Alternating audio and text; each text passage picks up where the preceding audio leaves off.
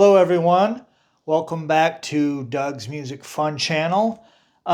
This week, I'm going to head to my formative years, which were the 80s, uh, to discuss a couple of records I found in the local record store bargain bin for $3 each. The first one being Dire Straits Making Movies.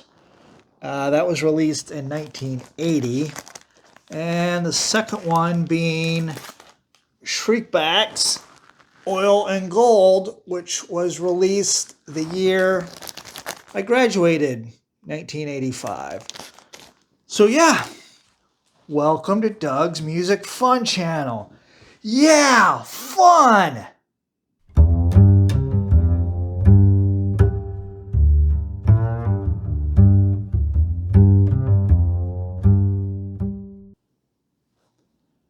Hello again. So we'll jump right into it with Dire Straits Making Movies. This is their third studio record. Their first being their self-titled debut, which I have and love very much. That's the one with Sultans of Swing on it. My sister's boyfriend turned me on to that record at the time. I must have been in junior high or maybe even elementary school. I'd have to check. Uh, Love that record. Haven't listened to much else Dire Straits, except for Brothers in Arms, certainly, which was huge. And I was working in a record store at the time. That thing sold very well. Uh, but other than those two, not much. Their second album was Communique, which I have not heard all the way through. And then this Making Movies was their third record. Uh, the lineup on it includes Mark Knopfler, of course, on vocals and guitar, John Ilsley on bass and vocals, Pick Withers on drums and vocals, and those are the now trio. I'll get to that in a second. Additional musicians were Roy Baton on keyboards, and I guess there's a guitar part in there that's uncredited to Sid McGuinness.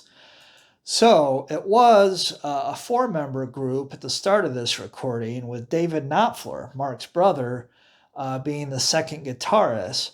I guess during the recording of this, he quit over disagreements with his brother, and Mark ended up re-recording David's guitar tracks.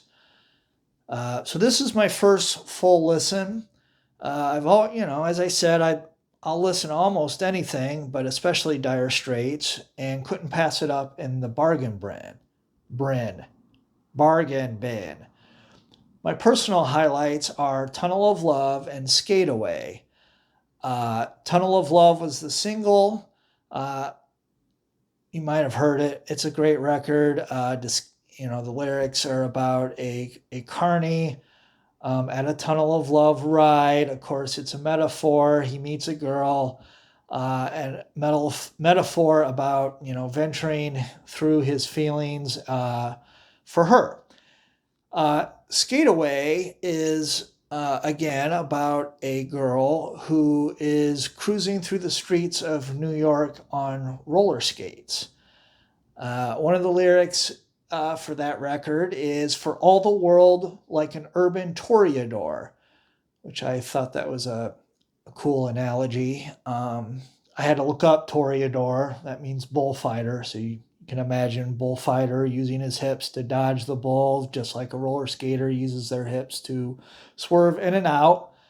And later, there's a lyric about how she tortures taxi drivers just for fun.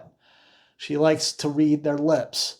Says, "Toro, Toro, taxi, see you tomorrow." And then, finally, there's a lyric about how "I swear she let a big truck grease her hip," which I thought was a cool lyric. And it's a solid album all the way around. All songs were written by Mark Knopfler, and I appreciate his songcraft. Any one song might have multiple different choruses, different bridges within the same song. And even though, I would say, and all this doesn't end up, I've only heard three. I haven't heard Brothers in Arms in a long time. I don't like this as much as their self titled debut, but it's still a solid record. It's got a cohesive and spacious sound, flecked with Knopfler's guitar throughout. Was definitely worth the $3 I paid. And even though I can't complain about the $3, this particular copy is definitely worn through. It's a little noisy. So I think if I'm going to be on the lookout for a better copy, or maybe the CD of it, just because there's enough quiet parts to it and enough space in the recording that the noisy vinyl certainly distracts from it quite a bit. So a CD or a really clean copy of it. I don't know. Maybe it's still in print. Maybe I could the vinyl. Maybe I could get a new press of it. Um, so anyhow, thinking about this record also brought me to think about how I've been reviewing the new recordings in 2023, thinking about doing a 2023 recap video.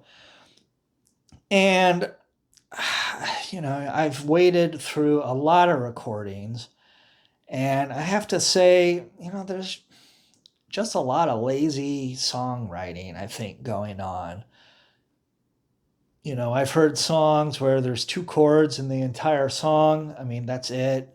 No bridge, no chorus. It's just a vamp from chord A to chord B, which can be fine if there's something else that makes up for that, like good riffs, good lyrics.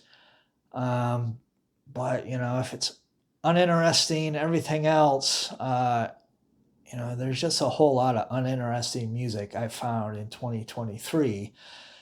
So, listening to this, I appreciate Knopfler, and of course, there's many, many others who work on crafting and putting real effort into their songs.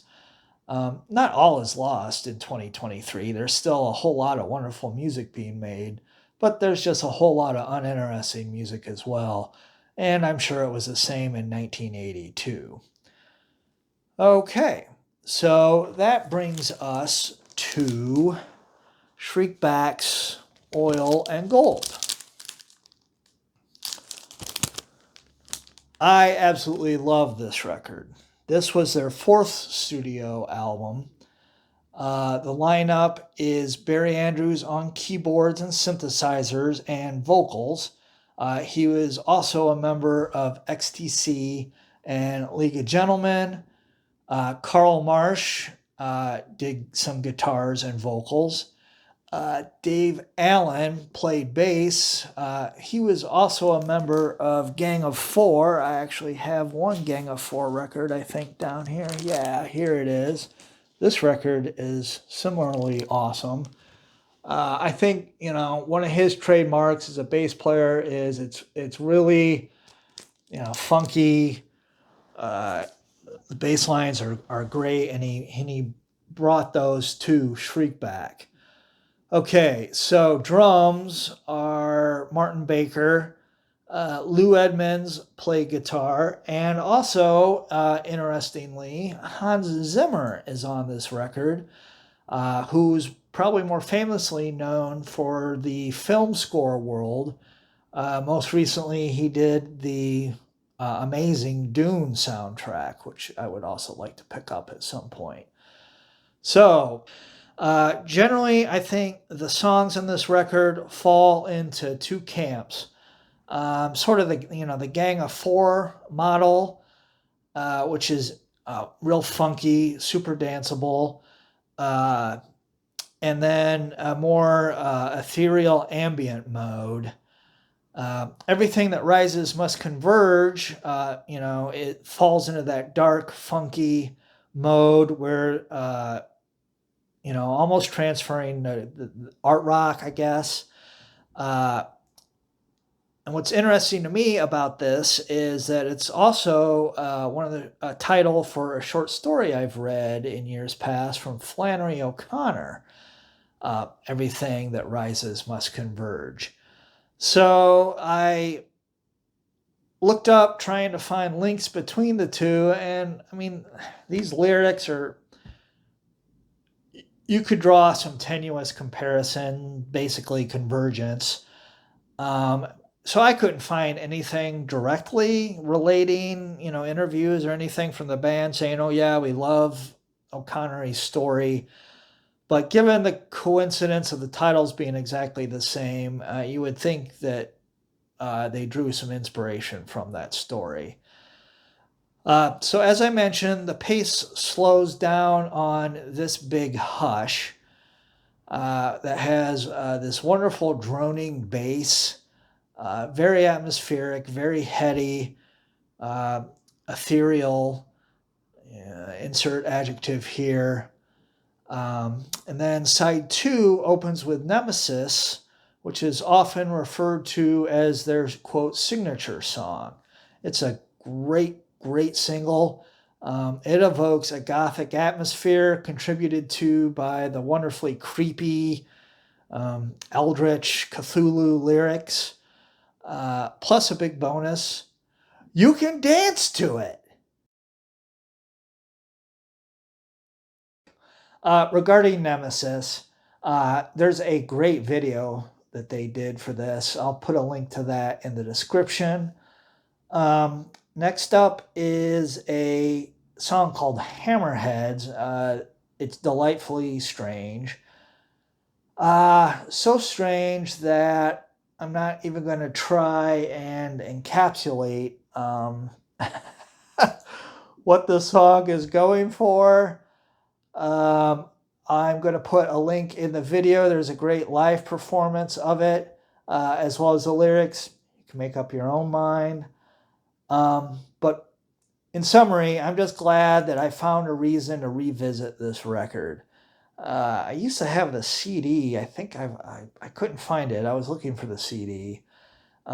Anyhow, so I haven't listened to it for a while. But this is certainly a classic of goth rock. And I love both the heady ambient cuts as well as the funky danceable cuts. Just because they all have this eldritch horror wrapper. It's very original and creative. And through sort of looking at the releases, I discovered there is a 2011 CD release that contained a bonus disc with remixes of Nemesis and others, and I think one additional song that never made it on this record. So, I enjoyed re-listening to this so much that I went ahead and ordered a copy of the CD the double CD off of Discogs. So that's my journal this week. Thanks again for visiting me. I hope you enjoyed it as much as I did. I appreciate the views I'm getting, and to that one subscriber out there, thank you for subscribing.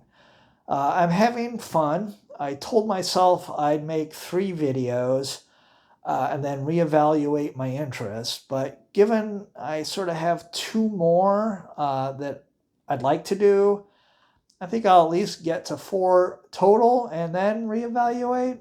But, so far so good. It's fun. I appreciate you being here. Until next time.